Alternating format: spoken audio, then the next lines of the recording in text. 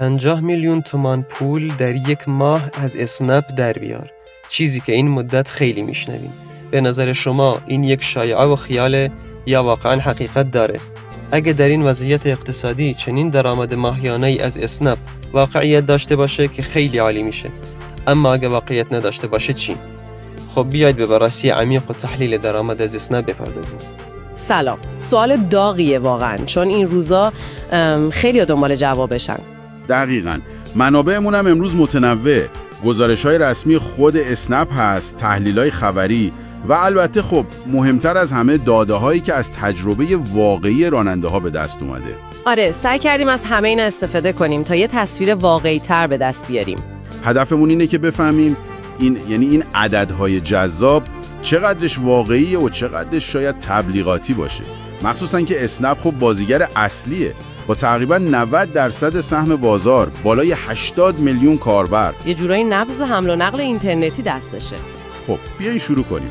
مثلا گفتن پردرآمدترین راننده تو سال 1403 تونسته حدود 740 میلیون تومان درآمد سالانه داشته باشه. 740 میلیون سالانه یعنی ماهی حدود 60 میلیون تومان. حتی میانگین درآمد ناخالص راننده هایی که تمام وقت کار میکنن هم هولوش 42 میلیون تومان تو ماه اعلام شده. خب اینا واقعا عددهای وسوسه انگیزیه.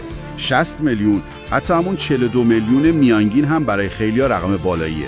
ولی نکته کلیدی که گفتید ناخالص بود، درسته؟ کاملا. همینجا داستان عوض میشه. یعنی این پولی نیست که صاف میاد تو جیب راننده. خب پس هزینه ها چی؟ اولین هزینه چیه؟ اولین و مشخص‌ترینش کمیسیون خود اسنپه که خب بین 15 تا 20% متغیره. حالا اگه همون میانگین 42 میلیون رو فرض کنیم با کمیسیون 20% میشه چقدر؟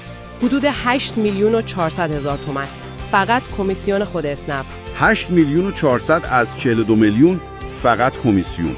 یعنی تقریباً 1/5 همون اول رفت. بله. یا اگه یه درآمد فرضی 36 میلیونی رو بگیریم که شاید به واقعیت نزدیک‌تر باشه برای خیلیا، کمیسیونش با همون نرخ میشه حدود 7 میلیون و 200 هزار تومان. پس این اولین هزینه درشت. دیگه چی داریم؟ هزینه‌های جاری ماشین خیلی مهمن. اول از همه بنزین. با این حجم کار یه راننده تمام وقت راحت ماهی بین 2 تا 2 میلیون و 700 هزار تومان، شاید هم بیشتر هزینه بنزینش میشه که با قیمت بنزین الان قابل توجهه. دقیقاً. بعدش میرسیم به استهلاک و تعمیرات ماشین. اینو خیلی‌ها دست کم میگیرن، ولی ببینین هزینه روغن، لاستیک، لنت، جلوبندی، سرویس‌های دوره‌ای و خب تعمیرات غیر منتظره که همیشه هم پیش میاد. آره دیگه، اینا راحت میتونه ماهی 3 تا 5 میلیون تومان یا حتی بیشتر هزینه بتراشه، مخصوصا با قیمت بالای قطعات یدکی و دستمزد الان. درسته. این یعنی عملاً ماشین داره با سرعت زیادی فرسوده میشه و این هزینه پنهان بزرگیه. بله. و تازه تموم نشده، هزینه‌های دیگه‌ای هم هست. بیمه ماشین، هم شخص ثالث، هم بدنه که برای این کار ضروریه، هزینه خورد و خوراک راننده بیرون از خونه، هزینه اینترنت و تلفن و خب جریمه‌های احتمالی رانندگی. اینا رو هم جمع بزنیم چقدر میشه حدوداً؟ اگه خیلی دست پایین بگیریم این موارد هم روی هم رفته میتونه ماهی حدود 4 میلیون تومان دیگه هزینه ایجاد کنه. پس بذارید یه حساب سرانگشتی بکنیم. با همون 42 میلیون میانگین ناخالص، حدود 8.5 میلیون کمیسیون، 2.5 میلیون بنزین، 4 میلیون استهلاک و تعمیرات، 4 میلیون هم بقیه هزینه ها. این شد چقدر؟ حدود 19 میلیون تومان هزینه. بله، تقریباً. یعنی از اون 42 میلیون حدود 23 میلیون تومان میمونه. این خیلی تصویر رو واقعی تر میکنه. اون 40-50 میلیون کجا و این 23 میلیون کجا؟ دقیقاً. محاسبات دقیق‌تری هم که بر اساس گزارش‌ها و تحلیل‌های سال 1403 و 1404 انجام شده همینو تایید میکنه. یعنی درآمد خالص واقعی برای اکثر راننده‌های تمام وقت به احتمال زیاد بین 15 تا 23 میلیون تومان در ماه قرار میگیره. البته بعضی تحلیل‌ها حتی درآمد خالص ساعتی رو بین 20 تا 25 هزار تومان هم برآورد کردن که اگه کسی روزی 8 ساعت و 25 روز کار کنه میشه ماهی 4 تا 5 میلیون. ولی خب این به نظرم دیگه خیلی کفه و شاید برای پاره وقت یا شرایط خاص باشه. ولی اون بازه 15 تا 23 محتمل تره برای تمام وقتها. نکته مهم همون اختلاف فاحش بین ناخالص و خالصه. خیلی جالبه، چون این 15 تا 23 میلیون خالص شاید با حقوق خیلی از کارمندا قابل مقایسه باشه. کارمندایی که خب امنیت شغلی دارن، بیمه دارن، ایدی و سنوات دارن. دقیقاً، ولی اینجا راننده داره سرمایه اصلیش یعنی ماشینش رو به سرعت مستهلک میکنه. همه ریسکا هم با خودشه. باید کل بسته رو دید. تازه غیر از هزینه‌ها، چالش‌های دیگه‌ای هم هست که راننده‌ها خیلی ازش میگن. مثلا نارضایتی از کرایه‌ها که میگن نسبت به تورم و هزینه‌ها پایینه. لغو سفرها از طرف مسافر بعد از رسیدن راننده.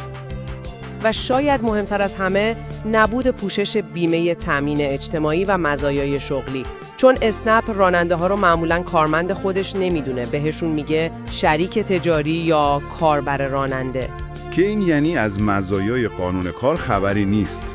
بله. خب پس با همه اینا بیایم یه جمع‌بندی کنیم برای شما که شاید دارید به این شغل فکر میکنید. اون تیترهای 40-50 میلیونی عمدتاً درآمد ناخالصه، اونم برای راننده‌های خیلی خیلی فعال و پرکار، شاید تو بهترین حالت.